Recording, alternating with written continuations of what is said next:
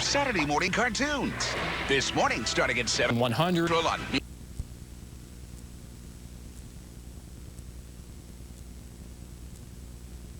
Have numerous heat advisories and excessive heat watches that are in effect with that heat index, the combination of the dew point temperature and the air temperature at 100 or higher. So expect that. Give yourself, stay hydrated, folks, and limit your time, I should say, outdoors. But again, as we go through the weekend, it will be hot and it will be humid.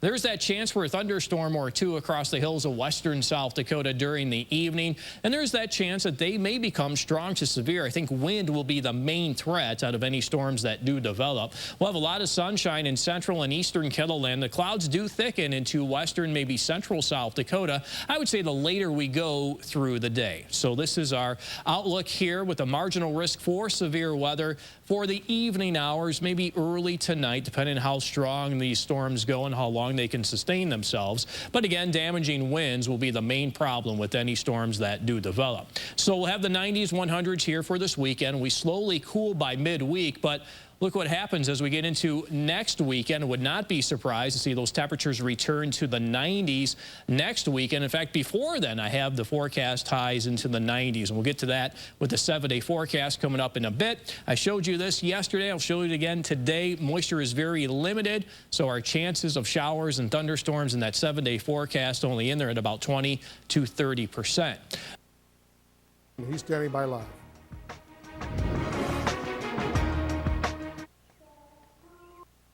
Field. And there's another one. Pure, just right. To pay for gas this summer, the wireless carrier is taking 25 cents off a gallon for its customers at Shell stations. This will likely be attractive to people hitting the road for vacation, as Friday's national average for gas is $5 even, according to AAA. T-Mobile also has perks for those making a getaway by plane. It's handing out free streaming and connectivity on flights. These offers are scheduled to start on the 21st of June. It hasn't exactly been friendly skies for the airline industry. Today, more than 1,000 U.S. flights were canceled due to storms along portions of the East Coast. That according to FlightAware.com. The agency says the inclement weather grounded more than 1,700 planes Thursday. In addition to weather, union reps for Southwest airline pilots say there aren't enough pilots to handle June's schedule. More than 2,700 flights were scrapped during the Memorial Day weekend. Got a weekend coming up. It's going to be hot, hot, hot, so says Phil Schreck, the First Alert forecast. When we come back here at 5.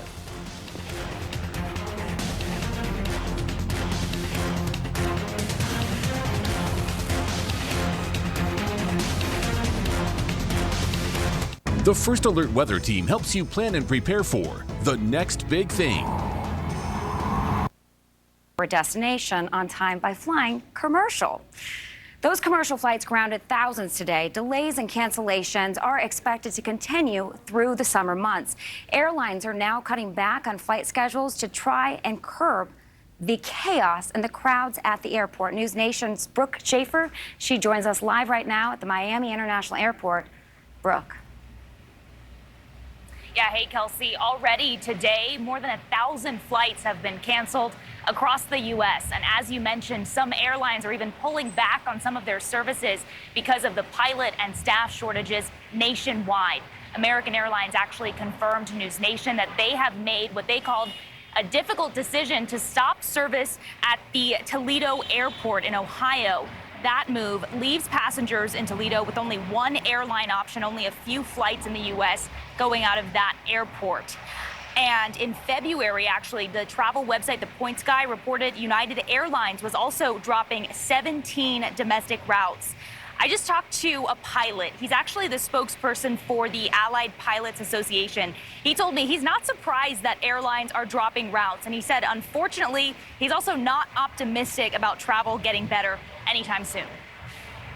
We're going to be out there drudging along with our passengers with canceled flights, delayed flights that shouldn't have happened. And of course, 4th of July weekend coming up just around the corner. I talked to the pilot about that. I asked him what he expects over the Memorial Day holiday weekend. Thousands of flights were canceled across the country. The pilot I talked to said we can expect more of the same. Kelsey? Brooke, thank you. Well, is America losing faith Neurologic disorders. Ask your vet about NexGard. Belief in any type of God is actually lower than ever before. Why is this happening? We'll bring in tonight's Rush Hour Roundtable to talk about it. Plus, this man tragically lost his fiancée in this picture before they could marry. Now he's in trouble with the law for decorating her grave. Was his punishment too harsh? That's later on Rush Hour.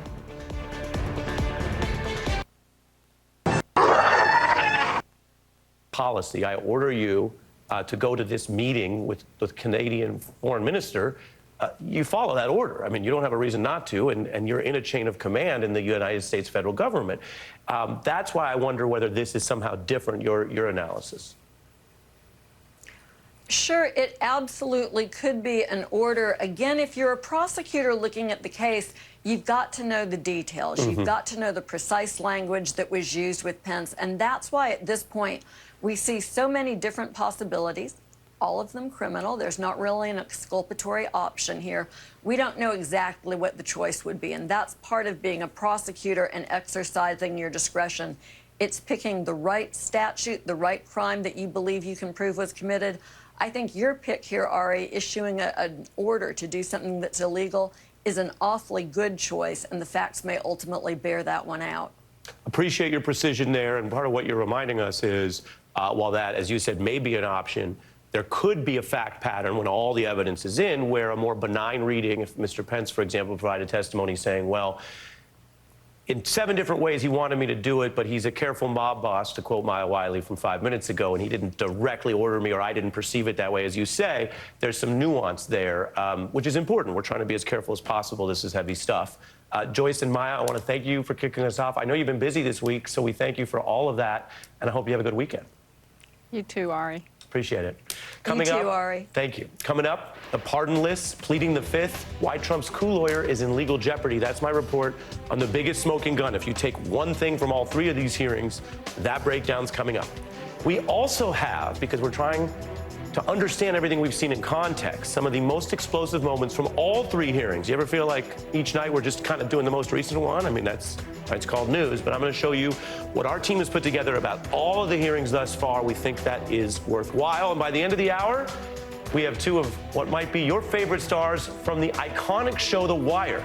It's their 20th anniversary. Lance Reddick and Lawrence Gilliard Jr. are here tonight, live. I can't wait, but I will. Stay with us.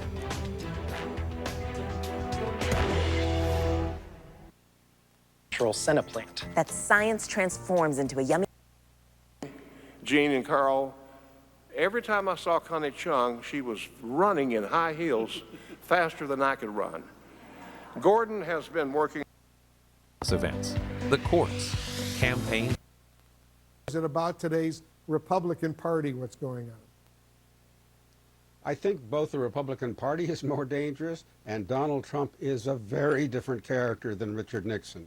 I think Richard Nixon showed that he actually had a conscience. He had the ability to experience shame. I don't think Donald Trump can do either or show either. So that makes this president, former president, a very dangerous man. And he's supported by a Republican Party that it's decided it's okay to be openly authoritarian and forget that authoritarianism doesn't work well with a democracy. Reflecting on your role, and this historic role, defending American democracy 50 years ago, what would you say to the witnesses? What else would you say to the witnesses who are still refusing to cooperate with this January 6th investigation? How will they be judged in the history books? Well, if they don't come forward, it is a threat to our democracy. Our democracy is in trouble right now. It's fragile, much more fragile than people seem to realize. And their testimony is needed. We need the full picture of what happened. We need to explain the depth of the criminal activity that actually went on behind closed doors. And we're just being able to pull out the surface knowledge of it. So if we want to live in a democracy, we got to act like democratic people. Got to learn the lessons of what happened to make sure it doesn't happen. Again, John Dean, thank you very, very much. Coming up, we'll have the latest on the fate of 3 American fighters feared captured by the Russians in Ukraine. as new video of 2 of them surfaces. Stay with us. You're in the Situation Room. Collectibles, flea markets. Fifth, this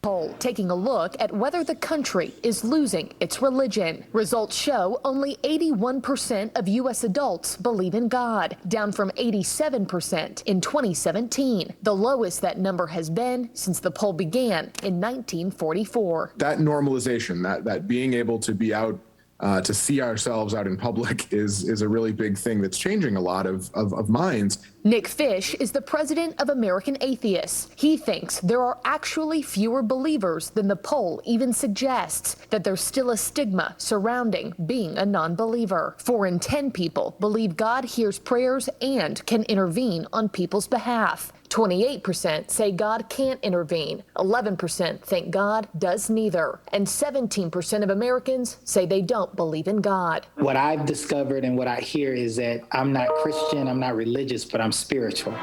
Reverend Richie Butler is the senior pastor of the St. Luke Community United Methodist Church in Dallas. He's not surprised that belief is at an all-time low. I think part of the challenge is as our society evolves, I think the church has always been slow to want to embrace that evolution. According to the poll, the least likely to believe in God, young adults and people on the left of the political spectrum. Women, people of color, non-college graduates, and those who are married, all more likely to believe. While belief may be on the decline, Gallup has documented steeper drops in church attendance, membership, and confidence in organized religion, suggesting the practice of religious faith may be changing more than the basic faith in God. And Kelsey, I think it's important. Be free, come together. These first 3 insurrection hearings have released lots of new evidence, and we've been watching together, reporting, analyzing.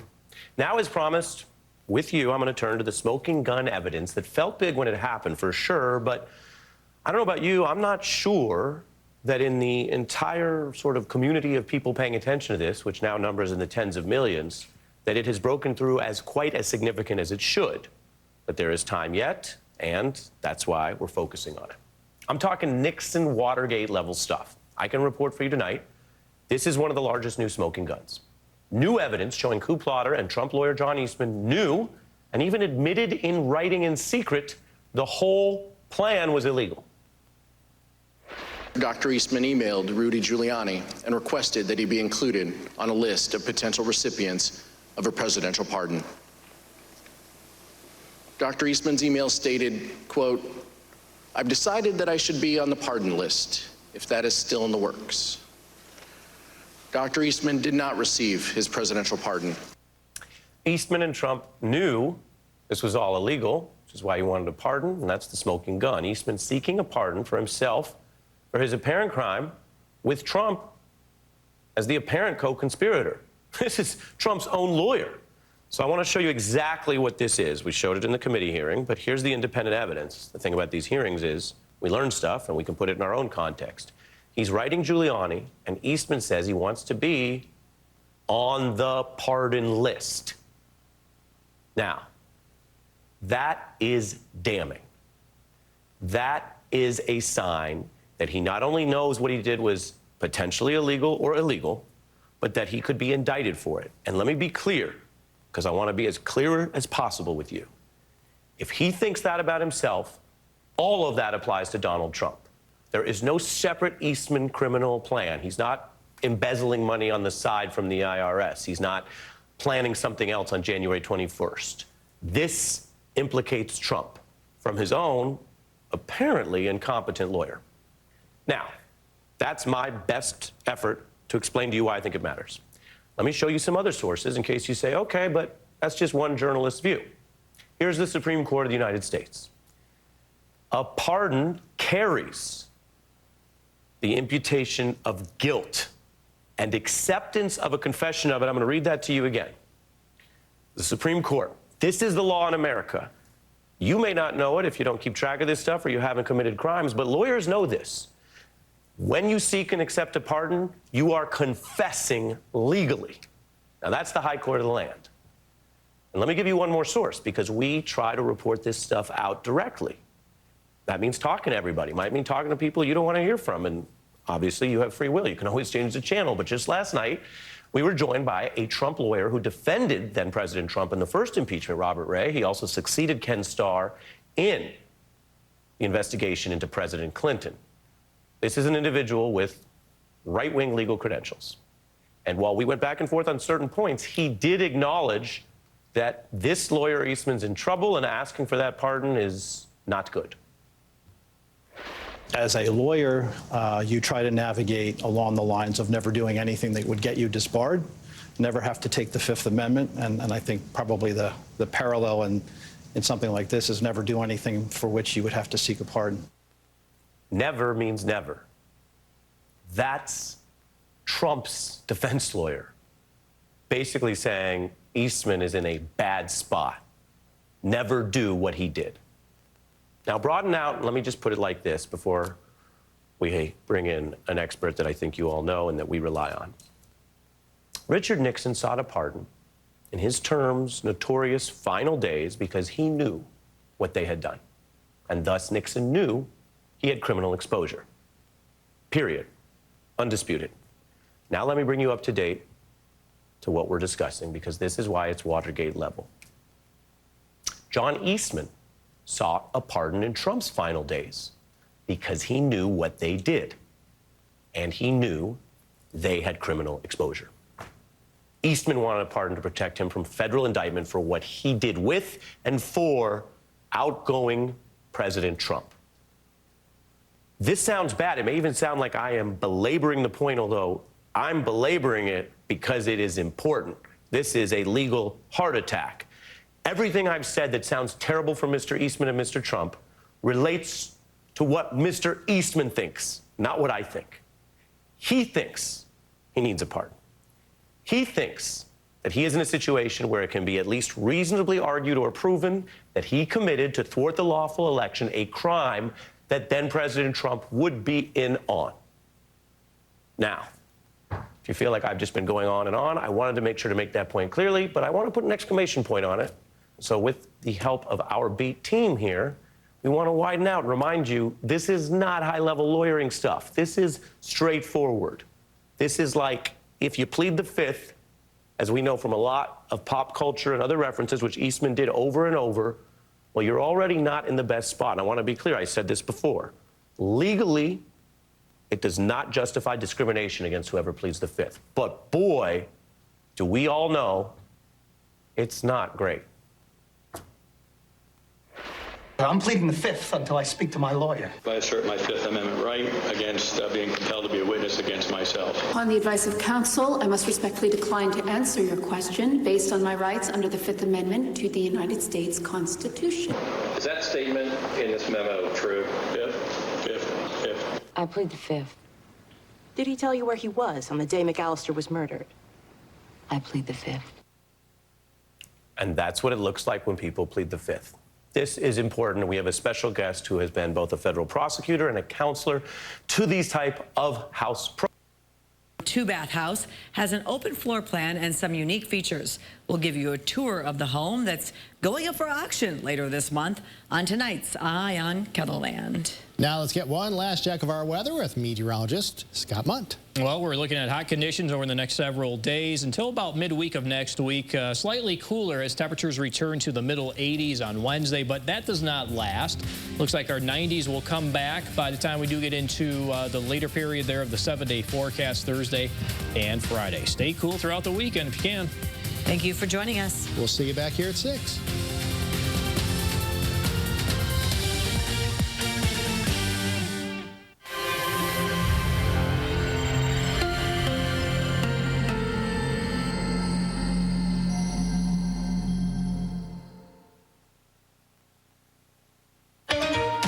Tonight on this Friday, the new information about the Americans being held as prisoners after fighting for Ukraine. We talk to their families. The disturbing new video tonight of 2 military veterans captured on the battlefield in Ukraine. Our interview with the mother of one of the missing. summer travel chaos. It's been terrible. We're going on 14 hours now. The nightmare at airports. More than 17,000 flights canceled or delayed. The tips you should know ahead of your next trip. COVID shots for kids. Tonight, the long wait is over with shipments of vaccines for children as young as 6 months old as the FDA gives its stamp of approval. Gun violence in America. The church potluck that turned deadly. The new information from police about the elderly alleged gunman. The medical debt crisis in America. More than 100 million Americans are affected. What you can do to protect yourself. 2 men arrested after allegedly harassing a black teen and destroying the car he was driving. Tonight, the new video.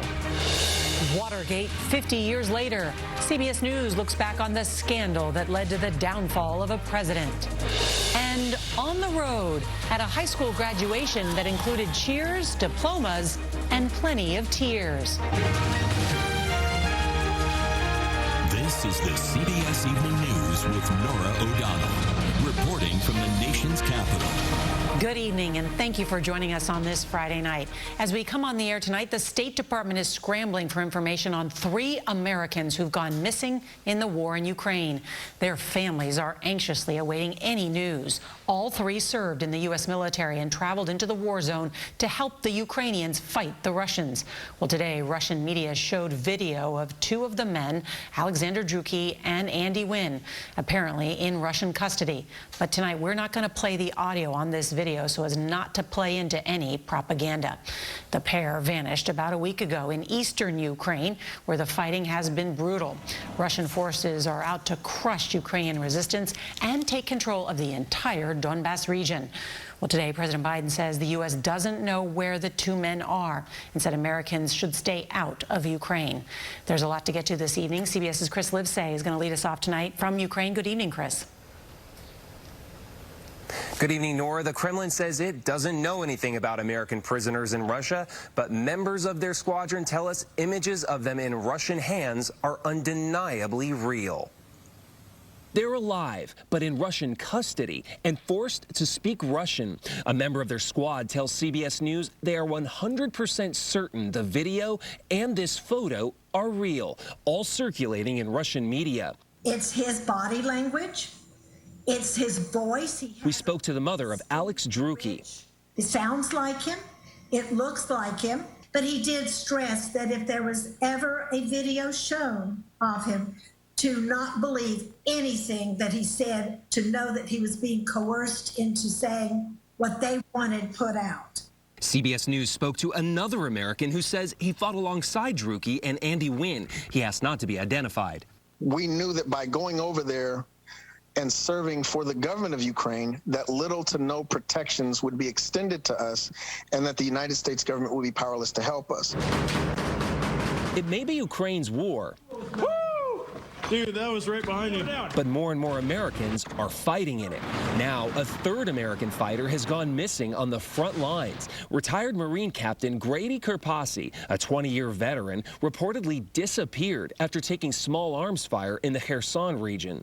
For those captured, their fate rests in the hands of Russia, where lawmakers are already discussing the death penalty. If you could say anything to the people who he's with right now, what would you say?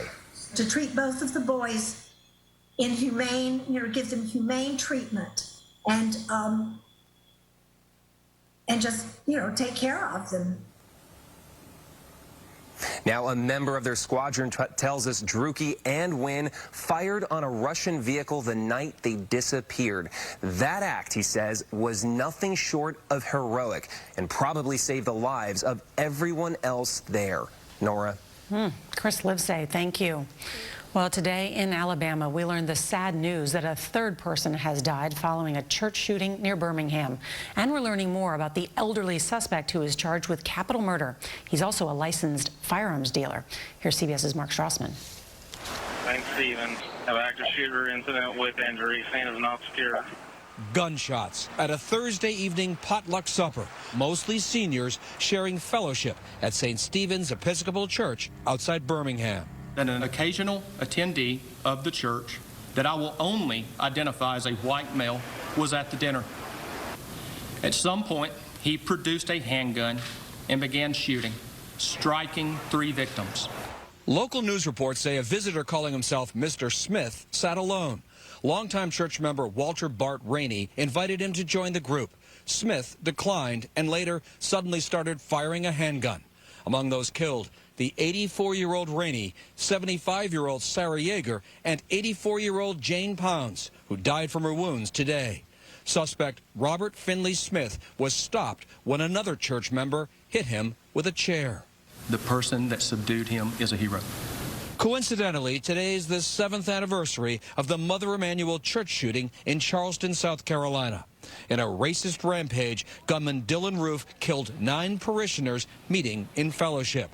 The FBI reports active shooter incidents jumped more than 50% last year from 2020 and almost 100% since 2017. Public records list the suspect as a master gunsmith. Not only is he in custody, but investigators have begun to search his home. They're hoping it helps explain this latest unthinkable moment of American gun violence. Nora? Unthinkable is right, Mark Strassman. Thank you. Tonight, we got a taste of what another presidential run by Donald Trump would look like as he used a speech at a pro-faith event to bitterly denounce the January 6th investigation and mock his enemies. The former president denied calling Mike Pence a wimp and surprised many when he suggested that he would pardon the more than 800 rioters who've been charged for storming the U.S. Capitol. CBS's Scott McFarland has the new details. President Trump, who was furious with the testimony of his former aides at Thursday's January 6th hearing, today took on defending the riotous mob that stormed the Capitol, saying he'd free them if he returns to the White House. And if I become president someday, if I decide to do it, I will be looking at them very, very seriously for pardons, very, very seriously. The January 6th committee accused Trump of inflaming the crowd and putting the then vice president's life in danger after he refused Trump's request to block certification of the election. Despite being told it was illegal, Trump still believes Pence should have done it. Mike did not have the courage to act. Pence, a potential rival of Trump's in 2024, stood by his decision. I'll always believe that I did my duty that day. The former president spent much of the afternoon rewriting history. The attack on the Capitol led to 5 deaths. He claimed that wasn't true, except for rioter Ashley Babbitt, part of the mob trying to break into the House chamber. Nobody was killed except for a wonderful young woman named Ashley Babbitt who was viciously shot. And in my opinion, for absolutely no reason, by a police officer. Trump even claimed the crowd was unarmed. There were no guns. I heard they didn't have one gun. Just today, an Indiana man admitted in court that he carried a gun onto Capitol grounds. Trump used the phrase insurrection hoax to describe an attack that injured nearly 140 police officers and preceded a series of suicides by responding officers. A source close to the former president says Trump's anger at the House hearings is prodding Trump to run again. Nora? Scott, thank you. Let's turn now to the travel chaos heading into the holiday. Associated Press, he once again argued that he believes that the U.S. is in a strong position to push back and fight against inflation. You've heard the administration repeatedly point threats to the community, and tonight officials have not released a motive. And David, I spoke to the founder of this church just a few moments ago, and he says that this will become a place of peace once again. David? All right, Elwin Lopez in Alabama. Elwin, thank you. We turn now to the pandemic tonight, and this evening the FDA has now cleared the Moderna and Pfizer vaccines for children under 5 and as young as 6 months old. The CDC now is expected to give the final green light on this over the weekend. States across the country have pre-ordered these doses for the youngest of children, except for Florida, rejecting federal guidance. So how will parents there get their children vaccinated? Also tonight, hear the news on long COVID and the symptoms you'll feel long after you have it, particularly with the Omicron variant, what researchers have now found. Steve Osunsami at the CDC in Atlanta. With the stamp of approval from the FDA, drug makers tonight are shipping millions of doses of the COVID vaccine for the youngest children in America to pediatricians and pharmacies around the country. Whatever vaccine talked about as U.S. Open. Not to leave any more flowers at your fiance's grave, which he had to do. And Fukushima nuclear crisis. It is dismissing thousands of evacuees' demands that the state, not just the utility, pay compensation for damage to their lives. The ruling is the first by the top court on government responsibility for the disaster in 4 compensation lawsuits filed by about 3,700 Fukushima residents. 3 reactors at the nuclear plant melted after a magnitude 9 earthquake and tsunami hit in March of 2011. Go declare victory until we had a better sense of the numbers. I did not agree with the idea of saying the election was stolen and putting out this stuff, which I told the president was bullshit. I respect Attorney General Barr, so I accepted what he was saying. After the election, what were the chances of President Trump winning the election? None. He delivered to the president pretty blunt terms that he was going to lose. We would lose 9-0 in the Supreme Court. The president's mind was made up. Rather than accept the results of the election, he tried to convince the American people the election had been stolen. Constitutional mischief. I want to hear any other effing words coming out of your mouth, no matter what, other than orderly transition. President Trump summoned a violent mob and directed them illegally to march on the United States Capitol. For anyone who didn't understand how violent that event was, I saw it, I documented it, and I experienced it. The crowd turned from protesters to rioters to insurrectionists. Hold the line! Hold the line! The anger and the profanity. The vice president had refused to get into the car, and the vice president had said something to the effect of, "But you're not the one behind the wheel." Aware of the rioters' chance to hang Mike Pence, the president responded, "Mike Pence, quote, deserves it." The mayor was definitely intoxicated. I didn't mind being characterized as being part of Team Normal. Is it fair to say that election defense fund was another marketing tactic? Yes. The big lie was also a big ripoff. He lied to his supporters and the country. Corruptly pressured state legislators and election officials to change election results. He lost, but he betrayed the trust of the American people. The people had voted him out, and the courts upheld the will of the people.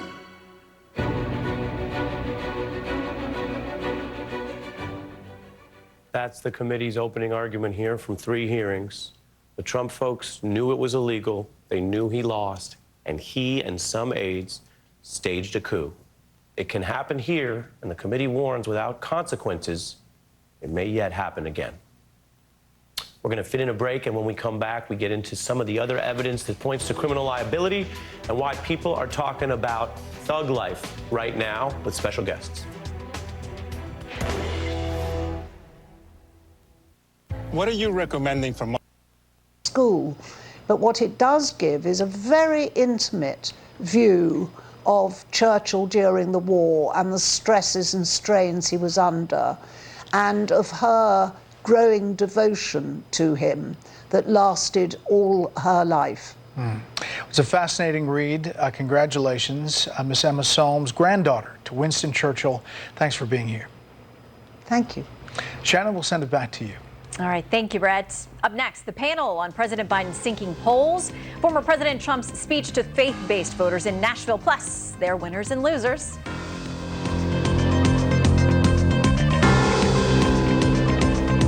Are you? This I don't care. And yeah, right. In the pettiness. Well, the chairman of the January 6th Select Committee, Benny Thompson, has said that he will not turn the transcripts over until their hearings are over. David, the hearings are scheduled to be completed by the end of this month.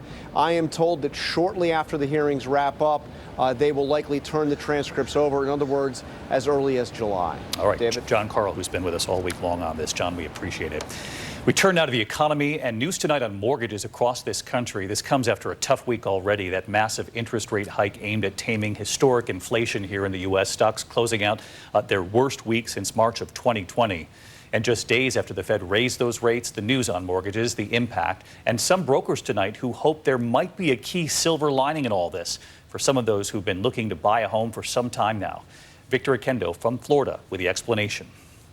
Tonight, after the biggest weekly jump in mortgage rates since 1987 and home prices at record highs, an already tough year for home buyers just got tougher. The average monthly payment for a mortgage has gone up 40% since the end of last year. And that's accounting for both rising interest rates and rising home prices. Federal Reserve Chairman Jerome Powell announcing the biggest rate hike in decades, hoping the move will stabilize home prices. I would say if you're a home buyer, somebody or a young person looking to buy a home, you need a bit of a reset. We need to get back to a place where supply and demand are back together. It's been a frenzy. But here in South Florida, one of the hottest real estate markets in the country, realtors like Jamie Tompkins hope there is a silver lining in these rising rates, helping some of the 12 million prospective home buyers that are priced out of the market. Many of them first-timers. It'll be a factor. It'll start to slow it down a little bit, but honestly, we need a little more normalcy in our market. So Corona Premier. For the same coverage. That's what makes it premium. That doesn't make sense, does it? No. We're still prepared to give Richard Nixon the benefit of the doubt. All of his aides contradicted what John Dean was saying. It was he said times 3. And so without the tapes, I don't think Richard Nixon would remotely have been forced to resign his office in the way he was.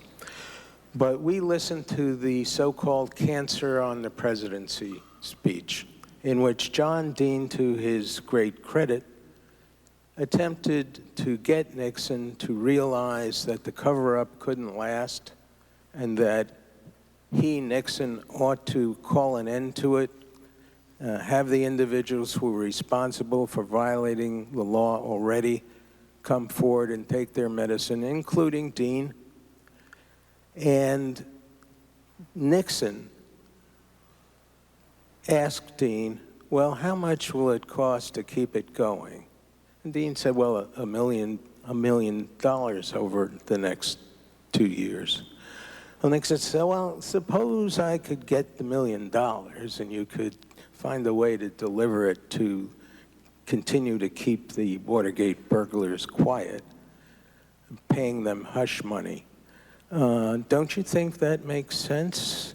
And Dean, oh, well, and all of a sudden, Nixon asked the rhetorical question, don't you think you ought to get Hunt paid the amount he's demanding and get it done fast? And that was it. We looked at each other and we said, Nixon cannot survive this.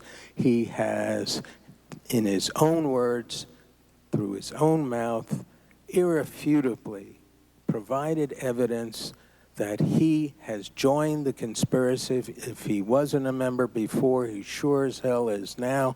An overt act has now been committed immediately after telling Dean to go forward.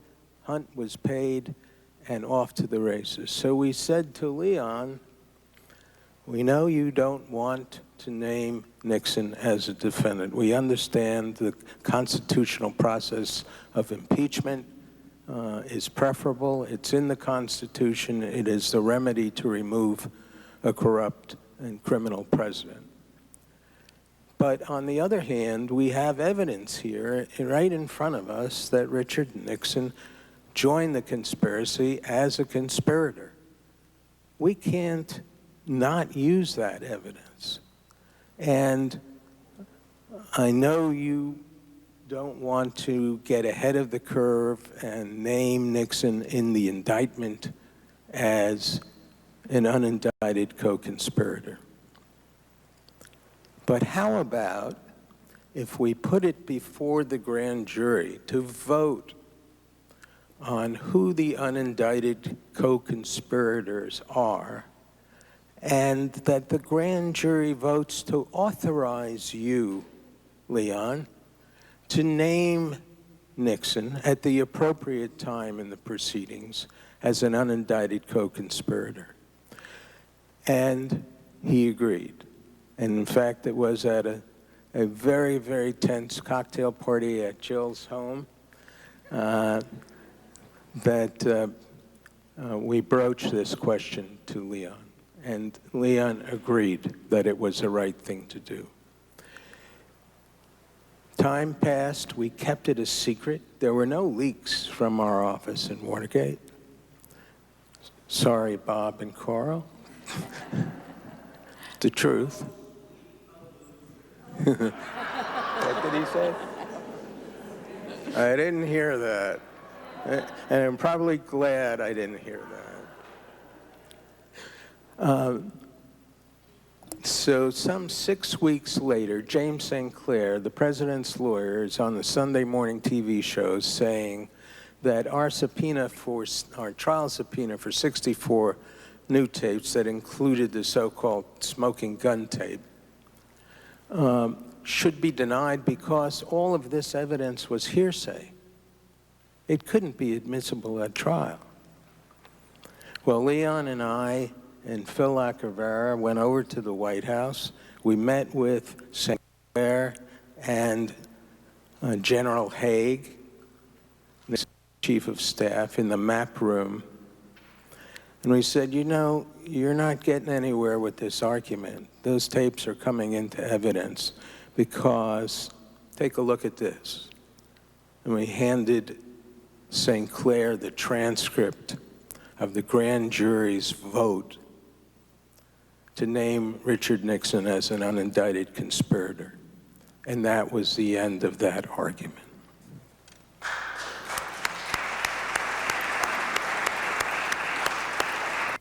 Second shot went, but just the pediatricians' offices and children's hospitals in every state in the country. Up like he's a gangster, right?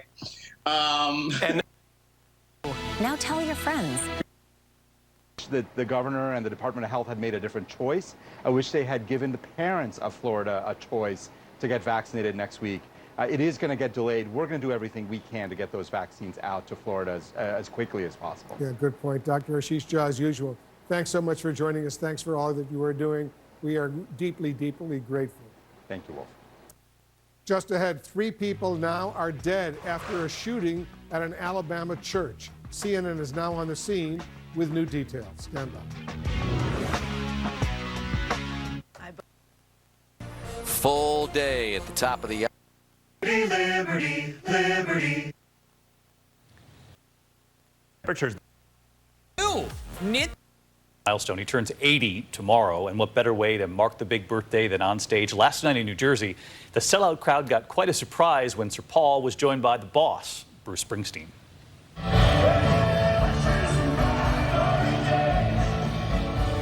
Wish I was there. The two performing Springsteen's classic Glory Days. And tonight, as this country prepares to mark the Juneteenth national holiday this coming Monday, a note about a special right here on ABC Tonight. You'll remember President Biden signing the Juneteenth National Independence Day Act into law 1 year ago today. Well, this evening here, tune into ABC at 8 Eastern, 7 Central for a joyful event. Soul of the Nation presenting Sound of Freedom, a Juneteenth celebration. That's later tonight right here. When we come back tonight, we honor our dads. Let's go fishing.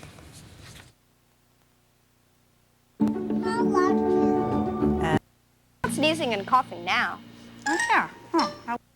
To bring back some of the Watergate legislation.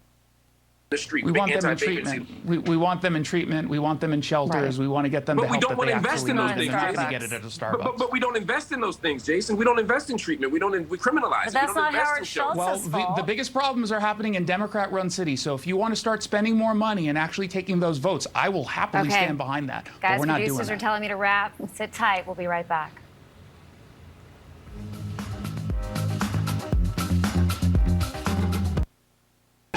Pro-American. This is going to be the biggest turnout in midterm history, and it's going to have conservative Christians all over the place. So, Byron, I'll give you first reaction to that. Quite a reception for the former president as he continues to make at these conservative events. Former president always giving kind of a mixed message. You heard him promise better things in the future, like a campaign speech. And then on the other hand, he'll obsess about the 2020 election for a while. He's doing a really big tease act. There's some debate about whether his advisors are really debating whether he should announce that he's going to run before the midterms. But the real big question here, the big question is, what are the other Republican candidates going to do? If President Trump does enter the race, is it going to clear the field, or are they all going to stay in and have a robust multi-candidate primary? That's really the big question of the Republican race right now. In the meantime, several pieces recently talking about the power of the evangelical voting bloc, that it's still very much active in what happens within the GOP, and certainly this event is aimed at that. National Review, though, asking this question: why are Republicans still defending him, and why, more so, why are Christian conservatives catering to him, even adoring him? Please, reasonable people on the right, it is long past time to move on from Donald Trump. How are we ever going to go about the essential work of saving hearts and minds if we're still dealing with Donald Trump, whose very presence divides? Hugh, what's your take on that debate? Very simply, the men in the presidency who were most faith-based, George W. Bush and his father, made Supreme Court appointments who disappointed on issues of free exercise of religion and the right to life. President Trump delivered 3 Supreme Court justices who have been very reliable on the issues most important to faith-based voters. And so faith-based voters are very grateful to him. It's that simple. All right, Harold, I'll give you the final word on that quickly, if you'll then kick us off with your winners and losers. I think Republicans have to come to grips with one question. Do they want to win primaries, or do they want to win generals? I'm a Democrat. I hope they keep wanting to win primaries, and perhaps we have a chance in the general. So President Trump, his popularity, his standing, we'll see, how it continues to play out. His record has been mixed in these primaries so far. We'll see how it goes. My winner is Steph Curry. The Golden State Warriors last night. He gets in rarefied air. The team does as well. Congratulations to them. And my losers due process in Russia. I stay with basketball. Brittany Griner is there. Our prayers are with her. We hope that the NBA, WNBA, and our government are able to secure her release. All right, pithy winner and loser to you, Byron, and then Hugh. Winner is Nancy Mace. She's a South Carolina Republican representative, ran in a Republican primary in which Donald Trump endorsed her opponent, and she still won. She had a back-and-forth relationship with Trump, that's true, but she won. Other loser is American home buyer. The average interest rate for a 30-year mortgage has more than doubled in the last few months, adding hundreds of dollars to monthly payments. That's a big, big loss. Even pithier to you, Hugh. My winner is Mayra Flores, who upset Democrats in Texas' 34th Congressional District, taking a district that went for Joe Biden by 4 points and winning as a Republican by 8. And it's an 86% Latino district. That means the loser is every Democrat on every ballot, especially people like Michael Bennet in Colorado facing Joseph O'Dea. People who thought they were safe, they're not. All right, panelists, thank you very much. Happy Father's Day and a great weekend to all of you. Shingrix protects. You can protect yourself from shingles with a vaccine proven to be over 90% and free shipping. 800. And 75-year-old Sarah Yeager, who died at the hospital. The third victim, 84-year-old Jane Pounds, died at the hospital Friday. The ordeal leaving the community in disbelief. You see it in places you've never been to, people you don't know, and then now you're thinking, that could have been one of my friends down there. Former U.S. Senator Doug Jones has lived in the neighborhood for nearly 3 decades. But I think it just goes to show that no community is immune from this kind of gun violence that we see playing out across the country. No one is immune. So far, investigators have not released a motive, but say the suspect who is in custody acted alone. Police praising the bravery of the person who held down the suspect until they arrived. The person that subdued the suspect, in my opinion, is a hero. Earlier today, parishioners packed a prayer vigil at St. Luke's Episcopal Church about 6 miles away. I think the church has got a lot to mourn. Wolf, the mayor of Vestavia Hills, says he believes this was a senseless act of violence. He says that chaplains are providing grief counseling to families and first responders. The bishop here says that church services will resume as normal this weekend, and she doesn't want anyone to fear coming back to church. Wolf? Nadia Romero, thank you very much. One correction we have to make tonight. Earlier, we intended to show you a photo of Gabe Sterling, Georgia's chief operating officer, in the Save thousands of dollars on major brands. We apologize for the mistake. And to our viewers, thanks very much for watching. I'm Wolf Blitzer in the Situation Room. Aaron Burnett out front starts right now.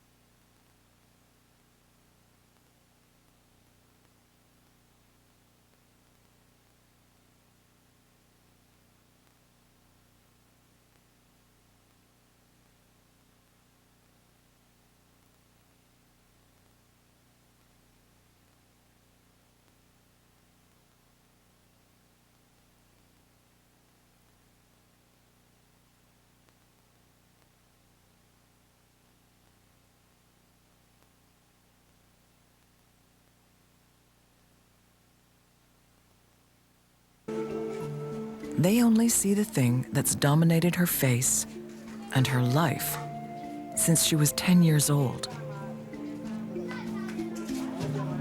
It started with swelling in her jaw and the removal of several teeth, but the tumor always grew back.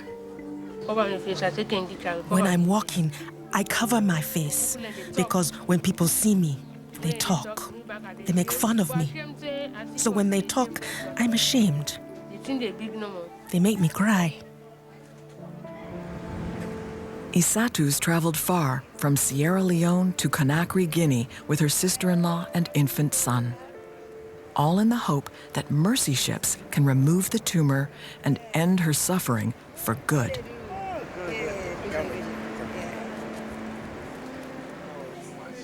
Isatu needs this surgery desperately. It is life-threatening. Her surgeon, Dr. Gary Parker, is one of the world's leading experts in removing this type of tumor. They're usually benign. They're not cancer, but you do die. And you die because you suffocate to death, because the tumor pushes relentlessly your tongue. Week into next weekend.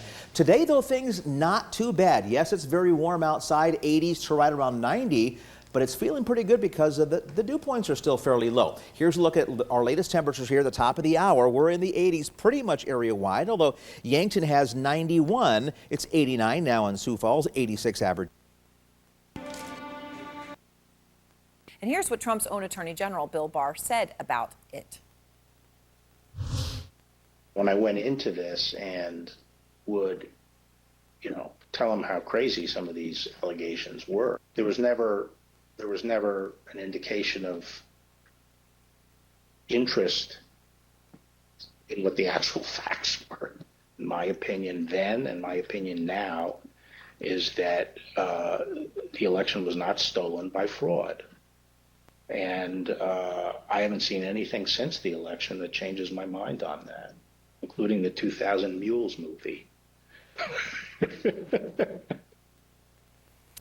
Bursting into laughter there. Even Trump's beloved Fox News knows that 2000 Mules is wrong. Look at the 2000 Mules documentary that has come out. Look at how many mass mail-out of ballots there were across the United States for which we have no security. Okay, and that has been looked at and fact-checked by multiple outlets, including Reuters, who have debunked that as any sort of proof that there was widespread voter fraud.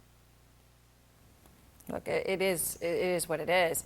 but didn't stop the 90 minutes today from the former president. And tonight, we're learning that Georgia Secretary of State Brad Raffensperger and Georgia elections boss Gabe Sterling will testify publicly at the next committee hearing set for Tuesday. You know, they've also, of course, made it clear that these claims do not add up and are false.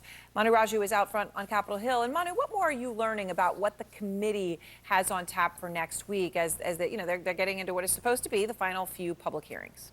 Yeah, they're going to really try to drill down into how Donald Trump and his allies try to use the power of his government to try to pressure state officials to overturn Joe Biden's victory in those key states, and also how he tried to force the Justice Department to listen to him and try to use the power of the Justice Department to lean on some of these officials locally to do what he wanted, which was to simply disregard the will of the electorate and install him for a second term in office. Now, Tuesday's hearing will feature testimony from Brad Raffensperger, the Georgia Secretary of State, his top deputy, Gabe Sterling, and they were involved with conversations with the White House in the aftermath of the 2020 election as Trump was ratcheting up that pressure campaign, including a conversation in which Donald Trump told Raffensperger to, quote, find the votes and essentially overturn the election. But it won't just focus on Georgia. We are told several other states will also be part of the testimony on Tuesday. Now, in Thursday's hearing, we expect to hear from Jeffrey Rosen, who was the acting attorney general under Donald Trump in those final days in the Trump administration, and also Rich Donahue, the former acting deputy attorney general. They actually had stood up and resisted Trump's pressure campaign, but we will hear from them about it, how that played out behind the scenes. We will not hear from one individual who is also important as part of those talks. That was Pat Cipollone, the former White House counsel. He is not going to appear, we're told, but he has participated privately in those closed depositions, and we expect to hear more of those video depositions. And Aaron, in a key development earlier today, there had been some sparring between the Justice Department, which is having its own investigation, and the Select Committee on Capitol Hill, which, of course, we have been seeing lots of their findings so far. The Justice Department had wanted the Select Committee to turn over all of its witness transcripts, something that they have resisted doing because they said they're moving forward in their own probe. But earlier today, the committee put out a statement saying they will not be an obstacle in providing this information to the Justice Department, and they do not want to delay any effort by the Justice Department to pursue potential prosecutions. So a possible movement there on that front as the committee moves forward with more hearings next week. All right, Manu, thank you very much. And obviously those transcripts had been, as you point out, a stumbling block. So that could be a significant move there to provide that to the DOJ, so Attorney General Garland can make a decision on whether there will be charges. Up front now, Ellie Honig, former Assistant U.S. Attorney for the Southern District of New York. Putting an elected official on trial, potentially removing them from office. The trial stems from the 2020 crash where Rounsburg hit and killed pedestrian Joe Beaver with his car. We were able to speak with Neil Fulton, the Dean of the USD School of Law, about the framework of the trial, including one unique aspect about the evidence. You know, the rules of evidence and procedure in a civil or a criminal trial are very clear. There's a little bit more play in the joints here. So I think one area you might see that is if there are evidentiary type objections. The rules of evidence don't apply, and it calls for the presiding officer of the Senate, Lieutenant Governor Roden, to make decisions, and then those can be appealed to the full body. We also talked with Fulton about the burden of proof for prosecutors and what senators might be looking for in terms of evidence. You can watch more from our interview on Matters of the State Sunday morning at 8:30 on KSFY. If you're a car lover, you're going to want to stick around here. We'll tell you about an event happening tonight that is sure to get your motor running. Hi, Phil. And, you know, this weekend, hot and windy, and not just hot, but dangerously hot. We'll have your complete forecast coming up around 6:16. You're watching Dakota News Now. The only news on your schedule with the Dakota News Now app. That's a really important thing for us to be aware of at the same time. I'm up against a hard clock. You know, I got to give Robert the last 15 seconds on this. Yeah, of course. Is the rhetoric against police another thing where the pendulum swung too far? No, I think where the pendulum is swung too far is where you're having this intersection where police officers are not working with community groups on reforms. Instead of them coming together, they start butting heads on these issues. If you can actually have community-oriented police reform, then you'll see even these officer-involved killings go down, and also violence against officers be reduced. All right. Hey, we appreciate both of you being here. Thank you, and we'll talk soon, all right? Both parties have to step up and do something about crime as well as gun violence. That was President Biden on June 8th talking about the recall of San Francisco's progressive prosecutor. Voters there had enough of Chesa Boudin's soft-on-crime policies and ousted him. During his 2 years in office, burglaries are up 45%, homicides are up 37%.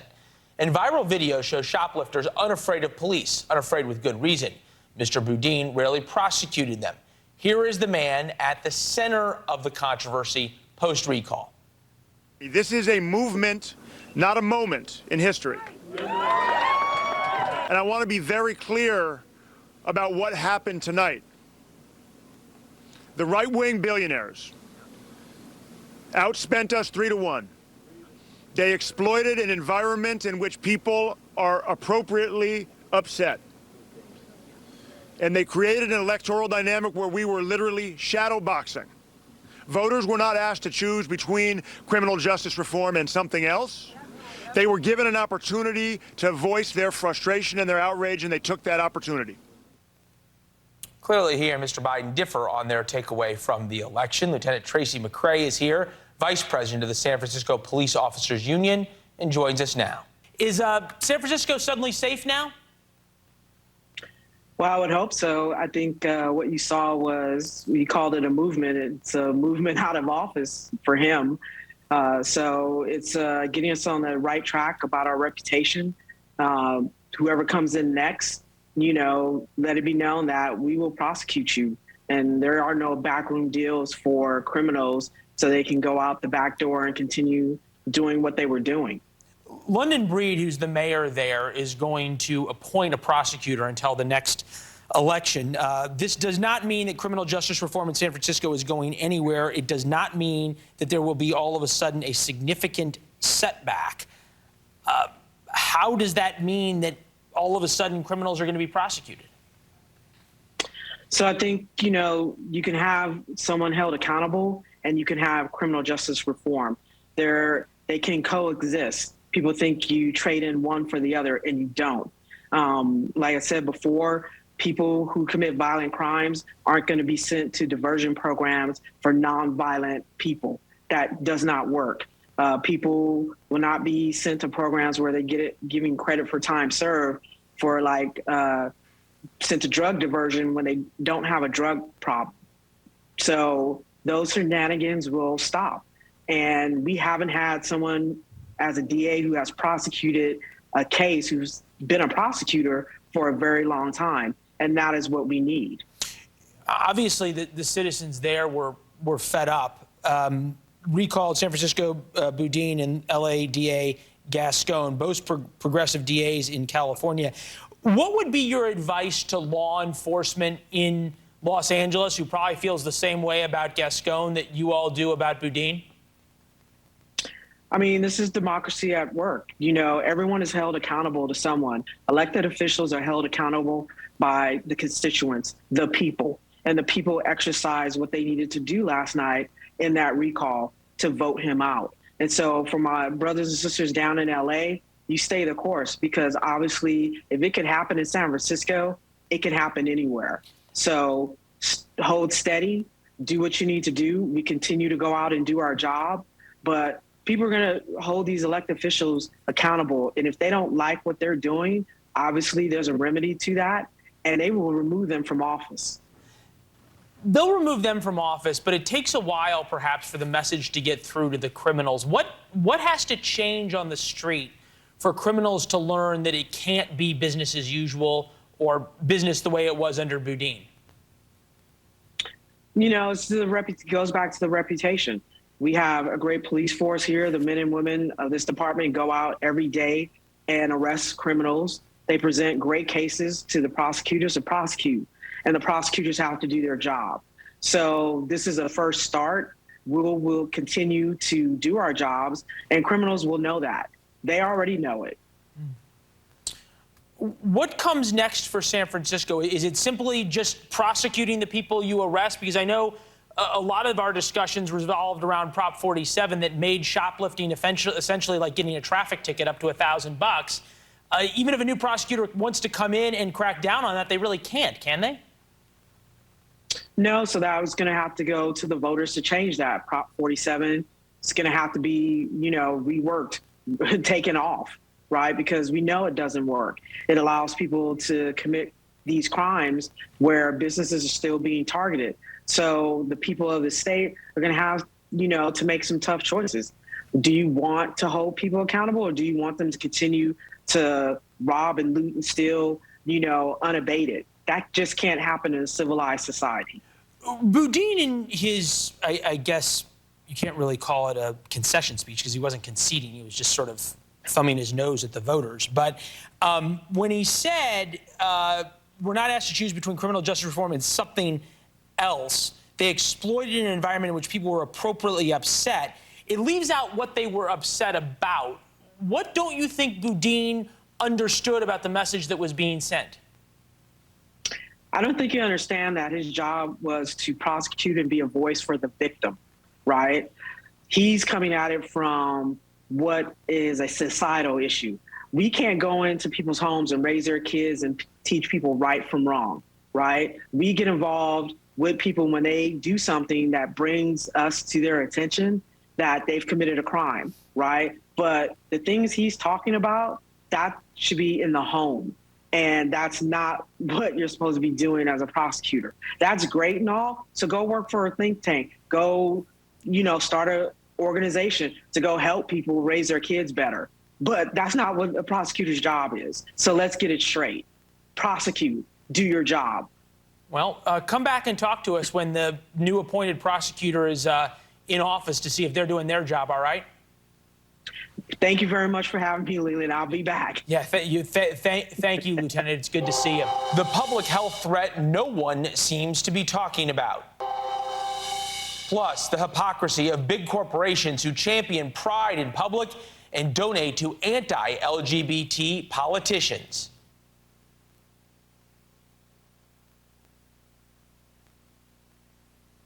Comes to our energy crisis. Why not just drill more here in the U.S., though?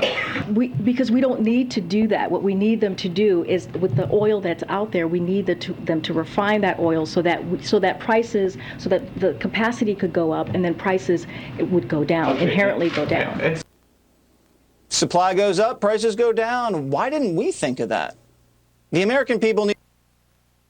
Bonus, get free shipping and get a free Power Swabs quick stick.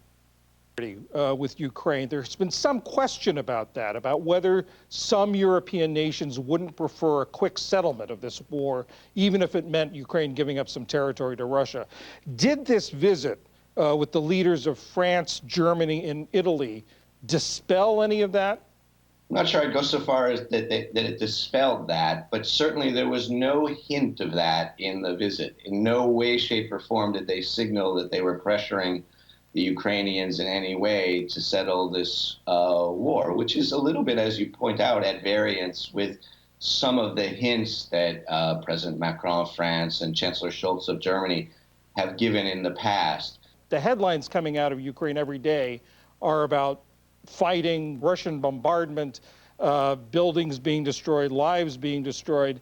Are there negotiations going on, and is it possible that could lead anywhere? There is some level of negotiation going on, as I understand it. There is some contact between the Ukrainian and Russian side, but I wouldn't say that there's any real negotiations going on. There was some effort at that in March, but really nothing has progressed since then. I think that the sort of scale of the Russian atrocities that has been demonstrated since then have made it very difficult for the Ukrainians or anyone else to negotiate with the Russians. And so there's really very little happening, and there's massive disagreements in any case on what that settlement would look like. But at the same time, I think we need to understand that nobody knows how to get out of this war except through a negotiated settlement. Should there be a limit to the United States support for Ukraine in this? President Biden likes to say that the support is unlimited, but that doesn't really make a lot of sense. Obviously, the United States is not the same as Ukraine, and even if the United States is clearly in Ukraine's camp, it's not going to be willing to expend all of its efforts for Ukraine. Their interests are not distinct. And I think that the United States has had a lot of trouble sort of signaling to the Ukrainians that while their support is real, while their support is meaningful, if given, after all, well over $50 billion in assistance at this point, or at least promised that their support is not unlimited, and that the Ukrainians also need to be thinking about how to get out of this war. But that is not a message, I think, that has come across as yet. If the Biden administration were to suggest to the Ukrainians that there should be a negotiated settlement, what would be the contours of that? What would be the goals that the United States would urge Ukraine to, I don't want to say settle for, but would be acceptable? Well, the United States has outlined that the goal of the war is to protect Ukrainian sovereignty and territorial integrity. They have further pointed out that they are not going to force the Ukrainians into any settlement. And I think that they mean that. But as I said, the degree of U.S. assistance gives them the right to express an opinion on what the contours of that settlement might be. And I think what they would want to be thinking about is, first of all, a status for Ukraine. The Ukrainians floated a new status to the Russians in March. They would also want to be thinking about security guarantees that could be provided to the Ukrainians by the United States, by other Western allies, and perhaps by Russia, in order to guarantee that neutrality and to guarantee Ukrainian territorial integrity. And then, in the most difficult area of all, I think that that they would want to be thinking about how to resolve the territories that are being occupied by Russia. There is absolutely no agreement on that front at all, and I think it's very difficult to understand even what the U.S. could ask of the Ukrainians. It would be quite difficult to ask them to give up territory that rightfully belongs to Ukraine. But one could at least imagine a formula that, while not in any way giving up Ukrainian claims, at least puts those territories to the side and allows them to have some sort of ceasefire where they can then negotiate the final status of those territories. It's important to emphasize that we're very far from that right now, and the U.S. is not asking the Ukrainians to do that, and may never do so. But ultimately, if we want to solve the war through a negotiation, we are going to have to at least start to look at those issues, even though many people think that it is wrong to even talk about them. Jeremy Shapiro, the European Council on Foreign Relations. Thank you very much. Thank you.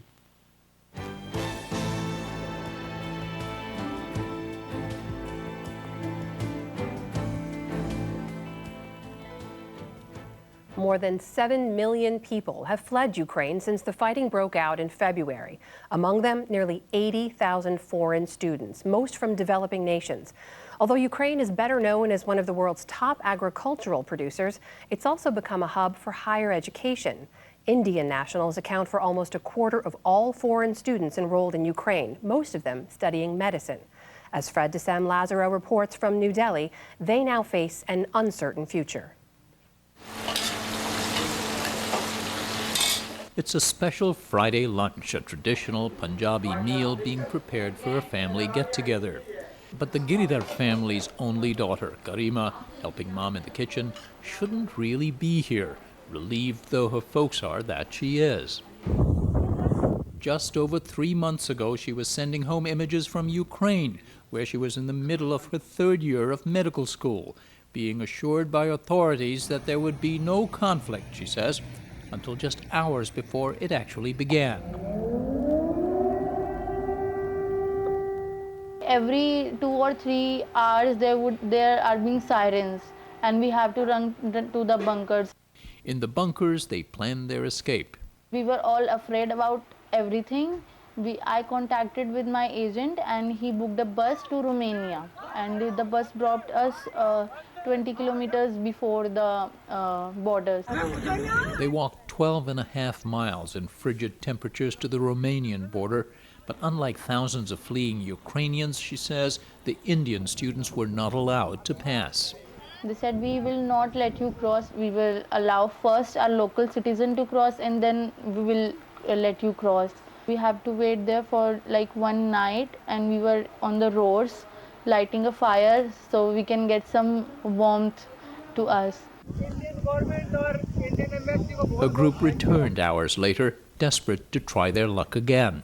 We are, like pushing. I just crossed the border, and when I turned, nobody was there with me. It was several days before she was able to join thousands of other Indian students returning home in an evacuation organized by India's government. I wasn't able to breathe properly until she came back. For Garima's mother, Ritubala, that relief has gradually given way to worry that 3 years of medical education they could barely afford could now be wasted. It's always been her dream. It's been difficult, but we took out bank loans to send her to study. We are worried what will happen in the future. In India, it's extremely competitive to get into public medical universities and prohibitively expensive in private ones. The cost of a medical education in Ukraine can be as little as 1/3 of what it costs here in India. Since her unexpected return, Garima has continued to hang on to a semblance of normalcy, as has her school, the Ternopil Medical University, with online instruction. And what more we can give? Dr. Oksana Drapak is one of Garima's professors in pharmacology. Thanks for making the time. I spoke briefly to her over a shaky video connection. Where I live now is the most calm part of Ukraine, but when we hear the signal of air alarm, yes, we should go to the safe place. Usually it's somewhere on the underground. One benefit of the pandemic is it familiarized teachers and students with working online, she says. Today, amid the war's horrors, Dr. Drapak says it's been a lifeline. It takes me out from these horrible things I see and hear everywhere, and helps me to keep normal way of life, yes, for some period. It keeps you from going crazy just all the time, focusing on it keeps me from going crazy, yes. Garima Giridhar is grateful to attend online, something not available from all Ukrainian medical schools, but she worries about missing a critical component of her medical education, clinicals. When we were practicing in person, we are able to see the patients, we are able to do the clinical practice, but now we cannot do so. She hopes that gap could be filled in India. And how many people belong to this group? Garima is among 6,000 students in a group pulled together on the social messaging app Telegram by Pulkit Parikh, a fourth-year student at Bogomolets National Medical University in Kyiv. First, we are approaching the central government.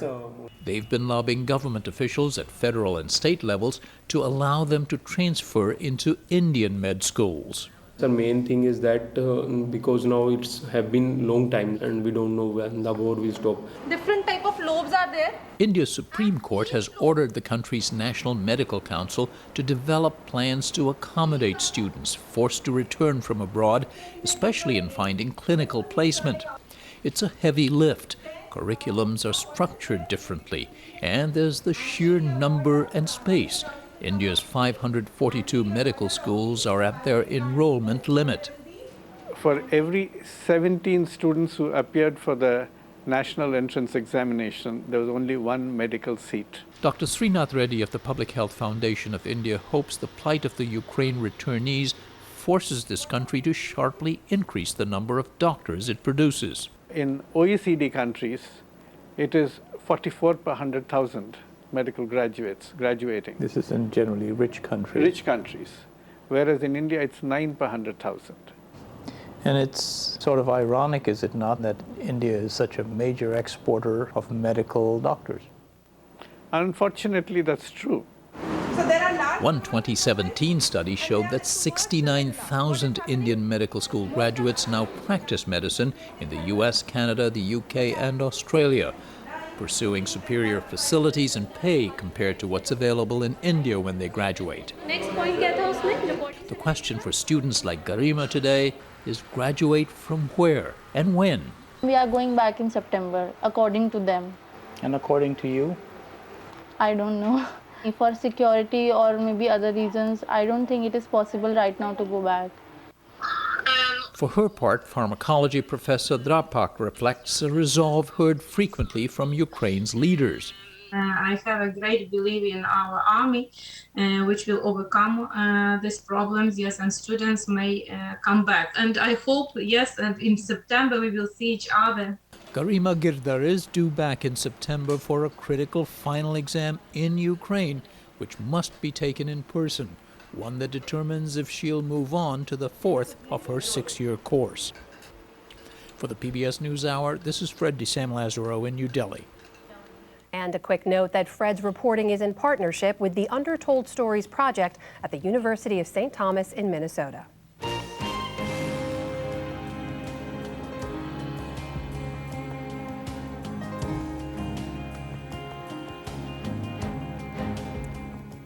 As new revelations are reverberating across the political landscape after the third public hearing on the January 6th Capitol attack. Meanwhile, a framework for new gun regulations is beginning to splinter as senators try to turn their broad agreement into a detailed plan. That brings us to the analysis of Capehart and Gerson. That is Jonathan Capehart, associate editor for The Washington Post. Riley, who is in Kharkiv, just miles away from where her son was last seen. He spoke exclusively with the LA County DA facing a potential recall, how he's responding to his own prosecutors who say his reform policies are making matters worse. And the crime that brought down a presidency 50 years ago today. This is NBC Nightly News with Lester Holt.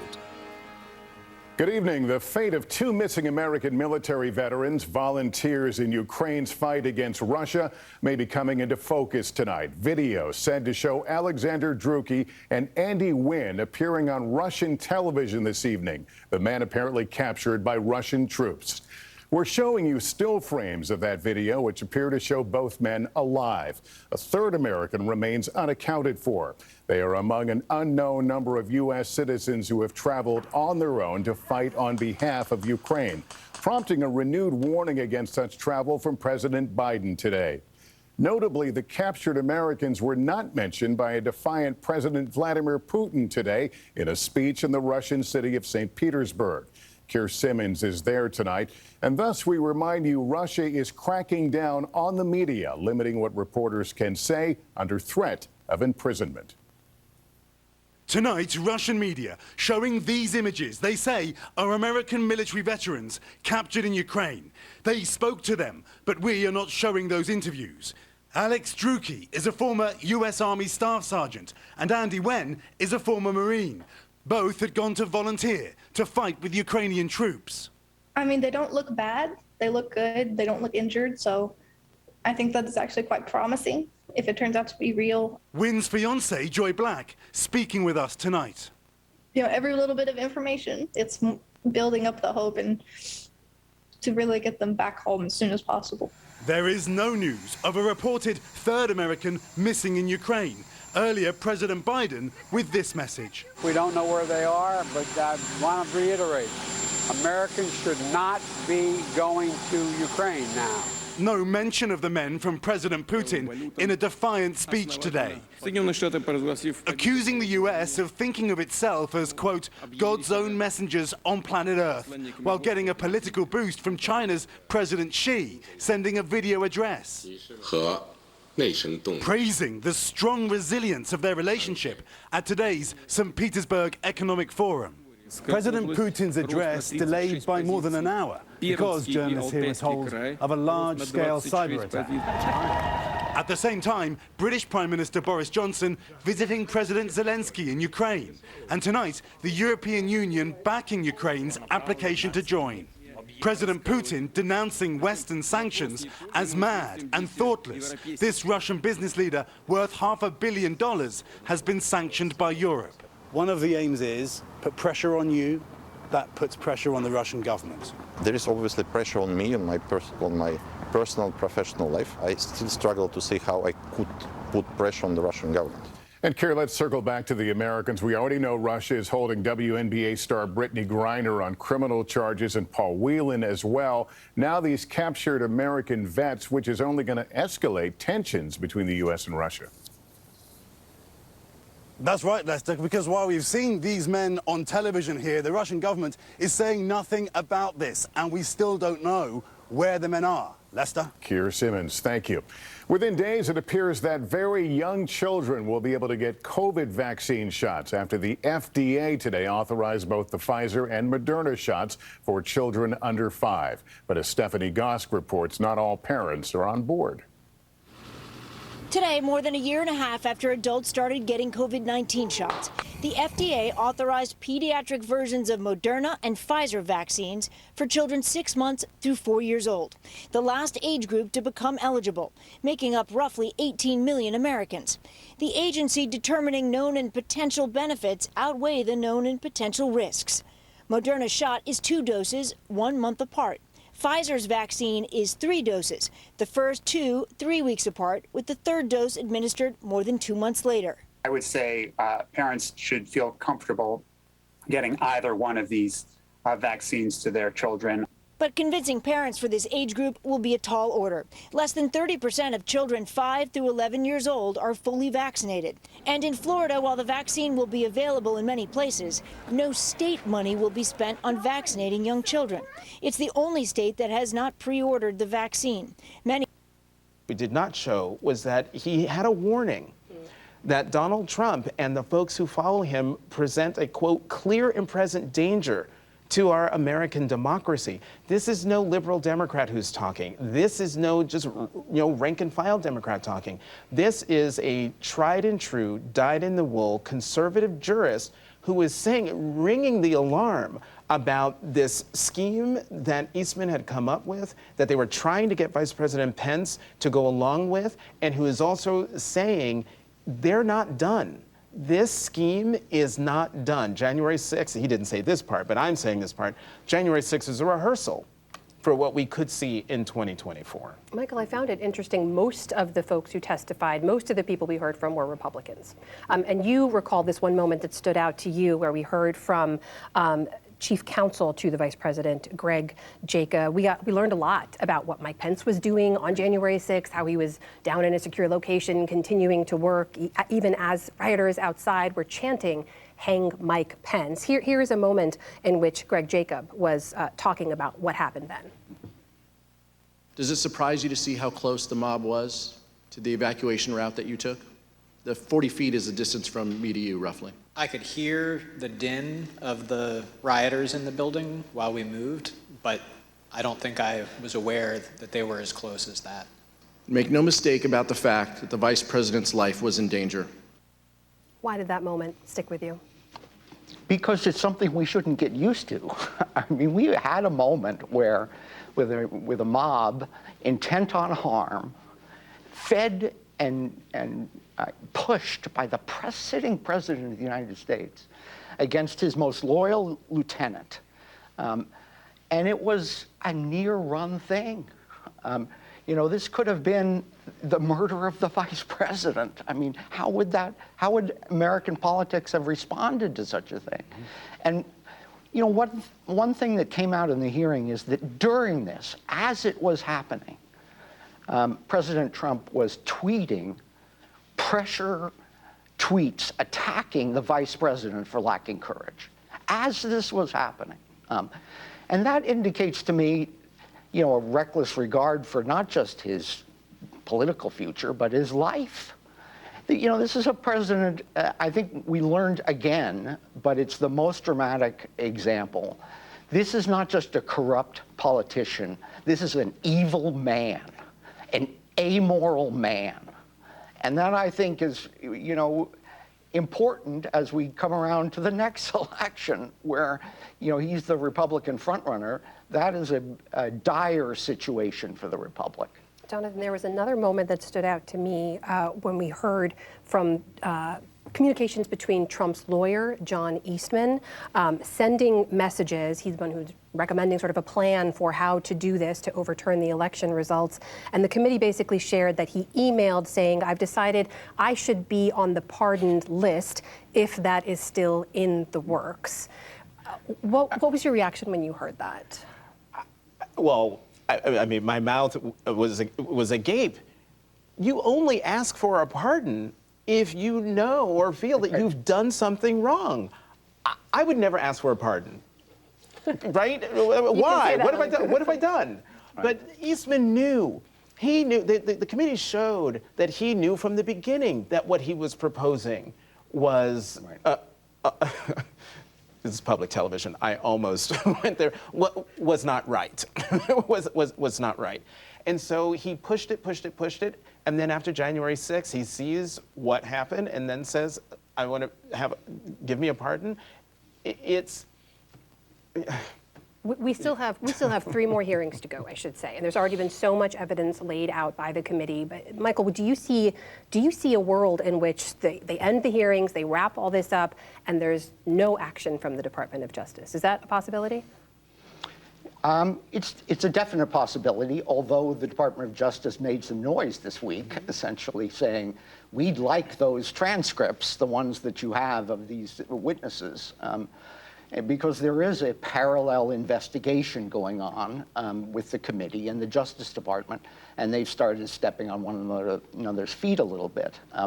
But that does show that the DOJ is looking closely at what's happening in these hearings, which I regard as a good sign. There's going to be tremendous pressure on Garland to do this, but I think it's going to be a very tough choice for them because it would set a precedent of pursuing criminal charges against former presidents that we've never really had before.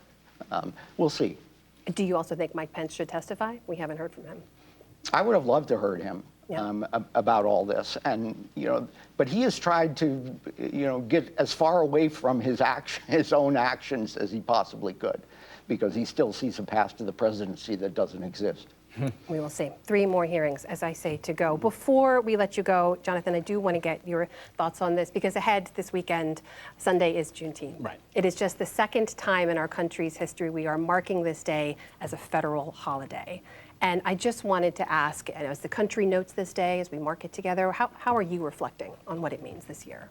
Well, I'm reflecting on the fact that there are school districts in states that would make it difficult to even teach what Juneteenth is about, simply because, some parents offended that the word slavery is used, that people were enslaved and worked for free and were tortured and all sorts of other things in the creation and the building of this country. We just saw in Buffalo, African Americans targeted by someone who is a believer in the Great Replacement conspiracy. Juneteenth gives us an opportunity to talk about this nation's foundational wound that we still refuse to talk about, that we still refuse to confront. And so, we're in a moment in this country where Juneteenth, if a lot of these folks get their way, very well just might be a marker on the calendar with no explanation about what it means and why it's important that we commemorate that holiday. Let's hope we don't waste that opportunity. Thank you for that. Jonathan Capehart, Michael Gerson, thank you so much for being here. Good to see you. Thanks,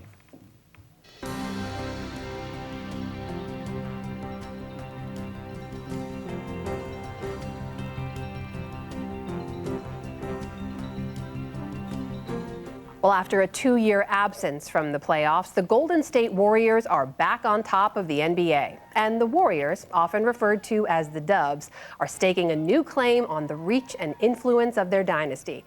They were led once again by Steph Curry, widely considered the best pure shooter the league has ever seen. There's also a lot of talk about Curry, his teammates, and where the Warriors belong in the pantheon of basketball history by changing the game. We're going to dive into all of this with NBA writer Michael Lee. He's long covered the league for the Washington Post, and he joins us now. Michael Lee, welcome to the NewsHour. Thanks for being here. Thanks for having me. So this team, this core trio in particular on the Warriors, right? Steph Curry, Draymond Green, and Klay Thompson, they have won together before, their first championship back in 2015, a couple more after that. But going into this season, there were a lot of doubters about whether they could pull it off again. Why was there so much doubt, and how did they do it? Well, I mean, they missed the playoffs. I mean, just 2 years ago, they had the worst record in the NBA. And there are a lot of people wondering if they could ever bounce back. Klay Thompson, had an ACL injury and an Achilles injury, which most people can never recover from. USA Today claims they fired the reporter and took down her stories. But how does that happen in the first place? These reporters already know what they want to say, and instead of hitting the streets to interview people or just calling their sources, they just make it up. Sudden back pain reactions after treatment may occur. Tell your doctor if you... That's what... signed the state's disaster declaration. Gianforte's office told local media he'd left the country Saturday with his wife on a personal trip. So the day before, the waters rose, and he'd be back ASAP. They wouldn't say where he was, citing security protocols. A federal disaster declaration came Thursday, but still no sign of the governor in the flesh. These floods are a big deal for Montana. Millions of dollars worth of damage. The state's north entrance to the national park will be closed for months, leaving residents of the gateway town of Gardner fearing for their future. It became this ghost town. I mean, there's nobody here. The last time the national spotlight was so on the Treasure State might have been in 2017 when Gianforte body slammed a reporter during his congressional campaign. I'm sick and tired of you guys! This week's game of Governor Where's Waldo has echoes of Senator Ted Cruz heading to Cancun last year during a cold snap and power outages in his home state of Texas. Cruz caught heat. Today in Montana, the post-Diluvian governor is now back in the saddle. Montanans are resilient. We're going to get this rebuilt. But the governor was vacationing in Italy when it was all washed away. Now, this morning, his office said that he delegated his authority to the lieutenant governor, quote, with whom he worked closely over the last 4 days to take swift, decisive action. I will just note there is an 8-hour time difference between Montana and Italy. And full disclosure, Aaron, tonight I am reporting on Montana from California. I flew out this morning, not long after the governor flew in. Aaron? And of course, you put a locator up to say where you were the whole time. Thank you very much, Yeah. Nick Watt, reporting.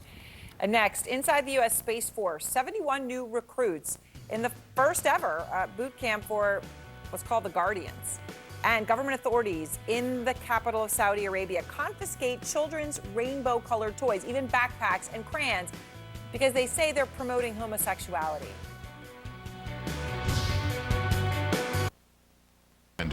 Earlier this month, San Francisco voted to oust its progressive DA. Gascon has also backtracked on some of his policies, allowing for exceptions to his ban on trying juveniles as adults and his directive to seek zero bail for misdemeanors and nonviolent felonies. There's a lot of perception that things are getting worse. If they don't get better, is that all going to be laid at the feet of progressives and criminal justice reform efforts? I'm very fearful that that is happening already. Recall organizers believe they have reached their goal, but continue to gather signatures just in case the vote would be held in November. Up next, more severe weather and travel chaos with thousands of flights canceled or delayed. I'm Norm. I'm Saz. And we live in Better life. From executive producer Peyton Manning. You got. He's a great dribbler, and he's a great teammate. You know, not many guys are going to be willing to step aside for another superstar to come in and flourish. Not many guys are going to look at young players like a Jordan Poole or Andrew Wiggins and say, you know what, I have faith in you. I think we can trust you to come through in big moments. And Steph has done that. His spirit has really lifted this Warriors franchise in a way that I can only find like maybe Magic Johnson or Tim Duncan with the Spurs, previous, multiple time champions. And I don't know if they're done. The weird thing about this title is that I think they kind of are a little bit ahead of the curve. They have a stockpile of young talent that's just sort of waiting for a chance to break through. So they can keep this thing going for a little while longer. That's the scary thing about what's happening is that this could be the beginning of another run for this group. All right, we're going to hold you to that prediction. We'll have you back to see if it proves true. In the meantime, they are a lot of fun to watch. That is Michael Lee. He covers Absolutely. The NBA for The Washington Post. Thanks so much for joining us. Thanks for having me.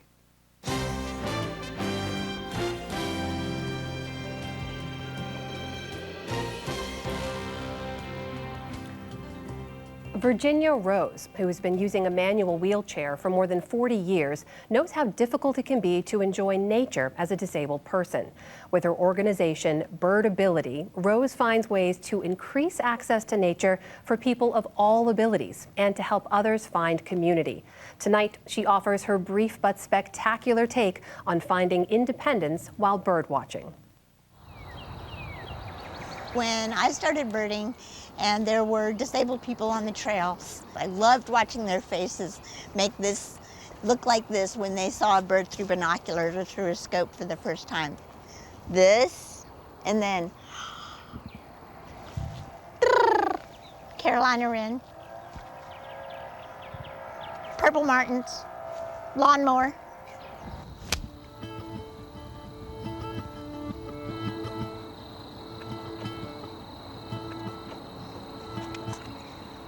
In 1973, I was 14 years old. I was riding my horse in a rural nearby homestead. He spooked. I fell and was paralyzed in that accident, and I've been in a manual wheelchair ever since. In so many ways, I was exactly the same person. I was still fairly gregarious, still fairly interested and curious in the world around me and people. And so the only thing that I felt really changed was that I had to manage getting around in a wheelchair. I think part of the beauty of nature is this very experience of stopping and listening and giving yourself the time to be there, find the bird, identify it. I think each of us has had an experience in nature when we've been alone.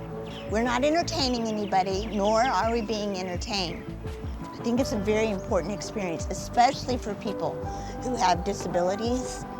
I always say that when I'm alone in nature, I show up because there isn't anyone else there. Birdability is an organization that seeks to help people who have access challenges be outside in nature. When I was introducing disabled people to birding, I focused on the things that would keep them from coming.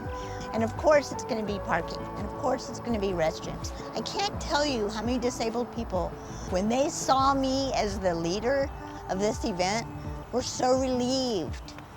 I first started birding and I was the only person in a wheelchair. That was not unusual to me at all. I feel like my entire life I've been the only person in a wheelchair. Hear that?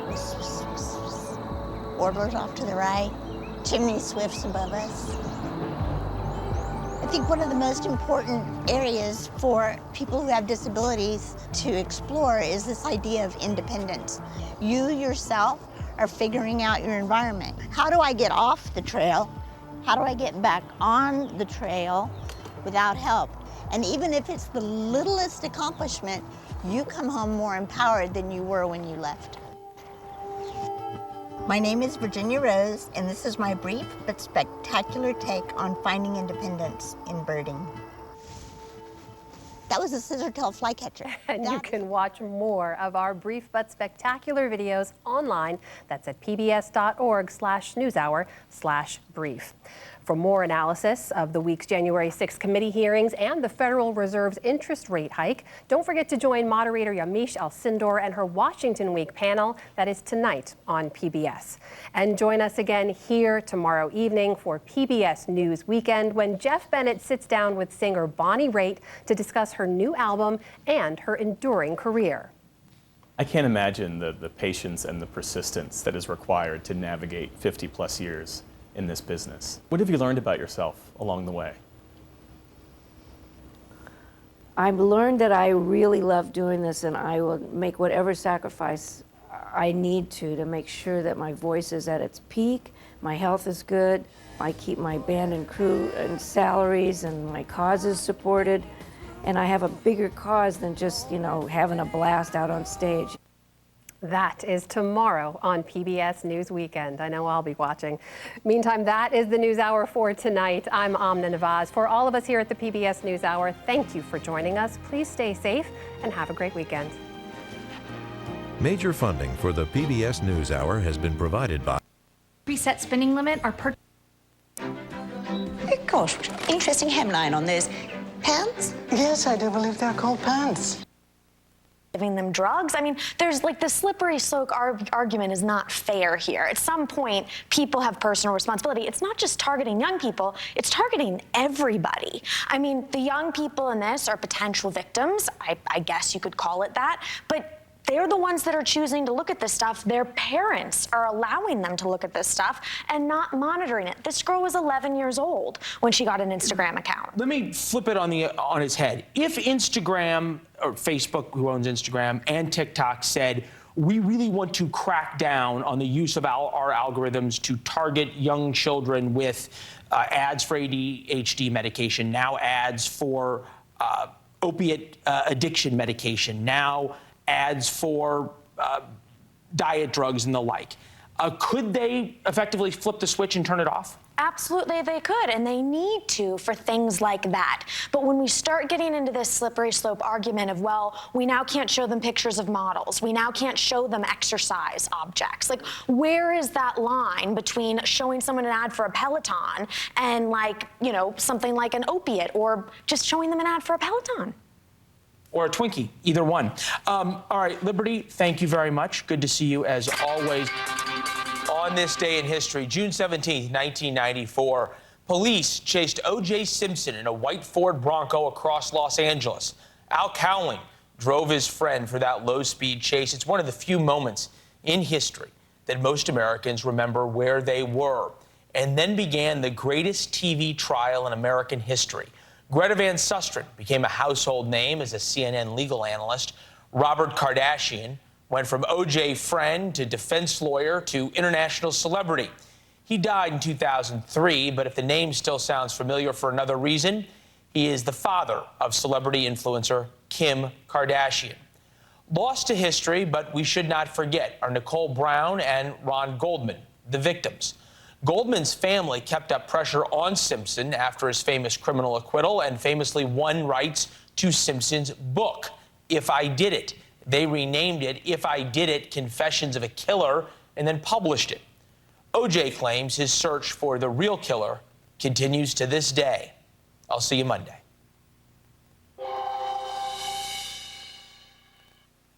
Another nice catch. What you can do with nothing.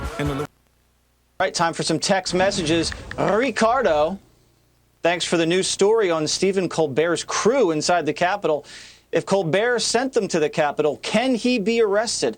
I think he incited a riot, and he should definitely be subpoenaed.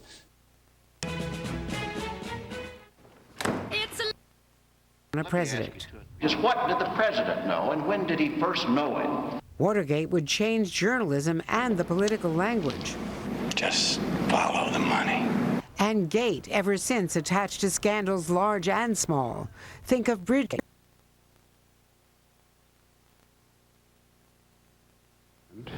That there was a cancer growing on the presidency.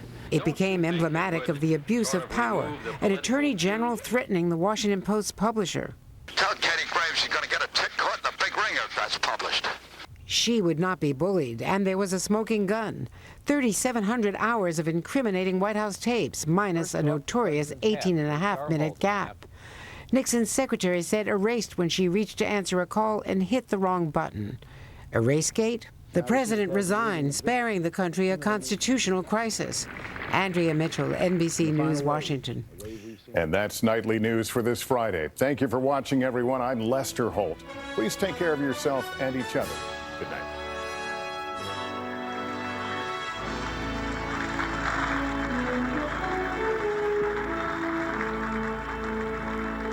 Tuesday on Today, Kim Kardashian live in Studio 1A on her exciting new business venture, keeping up with the new era of the Kardashians and why her life took a surprise turn. Tuesday, only on Today. News is happening now. Look at what's making headlines around the world. Whenever it happens, wherever you are, it's here now. Here we go! Engaged couple, Flex LeBron. I'm just curious because you've been in the line of fire and we didn't know you, but we knew you. We knew your story. You were our sister immediately. So how have you managed being in that line of fire and handle it with such grace and success? The thing that keeps coming to my mind is like, I just wish that there was a world in which, you know, everything that a black woman did, someone wasn't coming to dim that light or blow it out. Like, I wish that there was someone there fanning our flames. Now, in addition to that tea and my old hairstyle, this special also includes Nicole Hannah-Jones, Congresswoman Ayanna Pressley, comedian Robin Thede, and the Vice President of the United States, Kamala Harris, plus many, many more. Join me and Tiffany Cross for The Culture is Black Women Sunday night at 10 p.m. Eastern, right here on MSNBC and streaming on Peacock. And that's it. That is tonight's readout. Happy Juneteenth weekend, everybody. On with Chris Hayes starts now. Tonight on All In.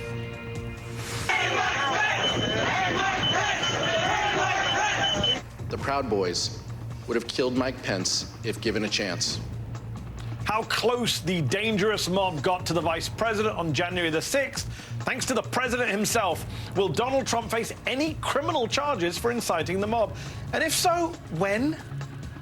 We are not going to stop what we're doing to share the information that we've gotten so far with the Department of Justice. Tonight, the latest on the back and forth between the 1-6 Committee and the Justice Department, the connection between the coup plotters and the Supreme Court, and the alleged complicity of certain members of Congress, including the senator from Cancun. Then, the Republican governor found vacationing in Europe while his state deals with historic flooding. And we'll talk New Mexico, where they're experiencing the rather disturbing, real-life, on-the-ground consequences. Chester County.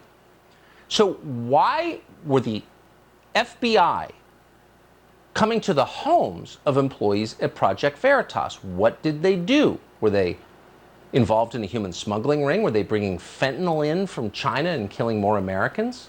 No. The FBI believed that Project Veritas was in possession of or had information about a diary written by Joe Biden's daughter, Ashley Biden. The FBI claimed that diary had been stolen. We now know the FBI knew that diary had not been stolen, and it wasn't. But as James O'Keefe pointed out at the time, and didn't have enough people hear him when he said it, what if it was stolen? Having a stolen diary is not a federal crime. So what in that diary was so important that Joe Biden sent FBI agents to get it back? Here's what O'Keefe said. The tipsters indicated that the diary included explosive allegations against then-candidate Joe Biden. The tipsters indicated that they were negotiating with a different media outlet for the payment of monies for the diary. We attempted to return the diary to an attorney representing Ms. Biden, but that attorney refused to authenticate it. Project Veritas gave the diary to law enforcement to ensure it could be returned to its rightful owner. We never published it. Now, Ms. Biden's father's Department of Justice, specifically the United States Attorney's Office for the Southern District of New York, appears to be investigating the situation, claiming the diary was stolen. We don't know if it was, but it begs the question. In what world is the alleged theft of a diary investigated by the president's FBI and his Department of Justice a diary?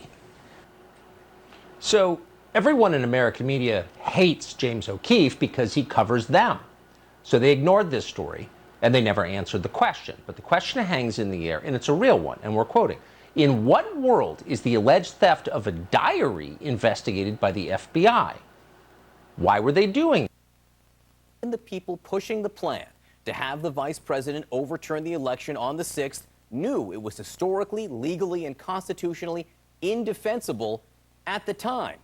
Here's what former White House lawyer Eric Hirschman said, recounting a conversation with law professor John Eastman, who delivered the plan. And I said to him, hold on a second, I want to understand what you're saying. You're saying that you believe the vice president, acting as president of the Senate, can be the sole decision maker as to, under your theory, who becomes the next president of the United States? And he said, yes. And I said, are you out of your effing mind? Right? And that was pretty blunt. I said, you're completely crazy. I said, you're going to turn around and tell 78+ million people in this country that your theory is this is how you're going to invalidate their votes because you think the election was stolen? And I said, they're not going to tolerate that. I said, you're going to cause riots in the streets. According to Hirschman's testimony, Eastman replied with words to the effect of, there's been violence in the history of our country there's been violence in the history of our country before. And according to other testimony from a former Pence lawyer, Eastman conceded to him that this scheme would likely lose 9-0 in the Supreme Court. All these things are new. So is the information, according to committee investigators, that the mob came within just 40 feet of the vice president that day, and that the former chief of staff had been to brief the former president on violence at the Capitol before the former president sent that tweet attacking Mike Pence. We saw those photos for the first time this week and learned from the hearings not only that John Eastman had taken the fifth 100 times, but also sent an email to Rudy Giuliani asking to be put on a list of people seeking pardons. It was already a lot. Then today, the former president spoke out. He, of course, slammed the work of the committee and railed on Mike Pence, called Mitch McConnell a hack, referred to January 6th as, quote, a simple protest that got out of hand, and dangled pardons for the participants. Most people should not be treated the way they're being treated. And if I become president someday, if I decide to do it, I will be looking at them very, very seriously for pardons. The former president at the Faith and Freedom Conference today in Nashville, much of the rest of it was the continuation of the same lies about his election loss, so we're not going to give them oxygen. It is worth noting, though, that he said, quote, the greatest danger to America is the destruction of our nation from the people from within. Perspective now from someone who was at the Capitol with colleagues and co-workers under siege January 6th, Arizona Democratic Congressman Ruben Gallego. Congressman, the fact that the former president continues to... and any other fighters against the Russians at the present time. So you believe your son has been captured? At this point, yes.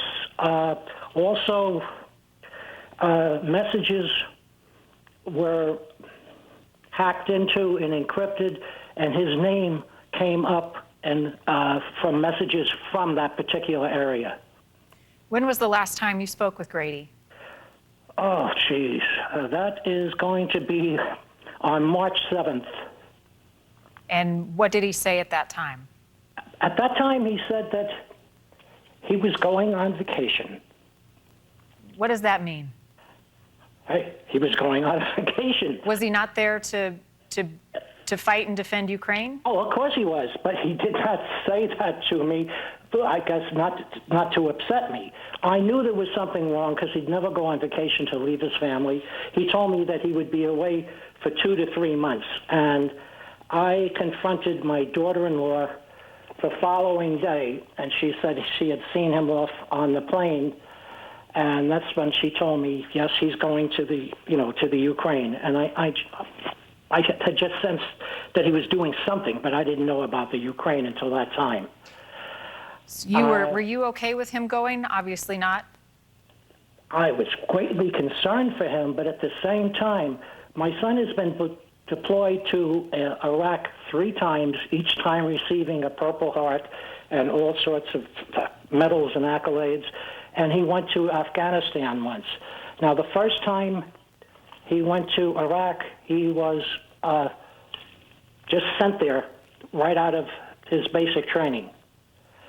Well, actually, after he went to some schooling.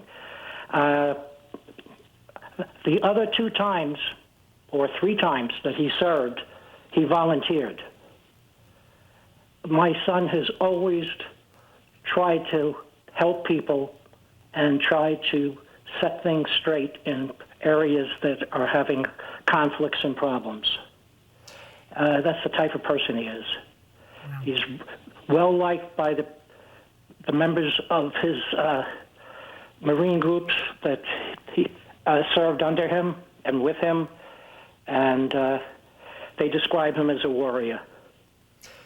Well, the U.S. government says it is monitoring the situation. Russia has made it clear, as you know, Grady, how they feel about those they consider mercenaries. You say your son is not a mercenary. What are you most hopeful for? A mercenary to me is somebody who's paid to go and to fight. All right. My son is a volunteer. Originally, he went there not to fight. He went there to train troops. But he wound up being sent out on this one particular mission to gain intelligence about the Russian strength in the particular area of the Ukraine. And this is where all the problems started. Right. And you know that the Russians may see things much differently. What did he tell you about the risks over in Ukraine that he knew he'd face? He didn't tell me anything at that point. I didn't speak to him after the 7th when he told me he was leaving the following morning for his vacation. So I have not had the opportunity to speak to him. What now? Are you in touch with the U.S. Embassy? I am not. My daughter-in-law is. She has contacted the State Department, the Department of Defense, the U.S. Embassy, the Ukrainian Embassy. I can keep on listing things. Everything down to the Salvation Army. A state senator and a congressman as well. Grady, I can hear the heavy weight on you in your voice tonight. I'm so sorry that you and these 2 other families are going through this. If you could say anything to your son right now, even if it's just throwing it out there into the universe and hoping that he hears it and feels your presence and strength, what would you say? I love you, I believe in you, and I want you home as soon as possible.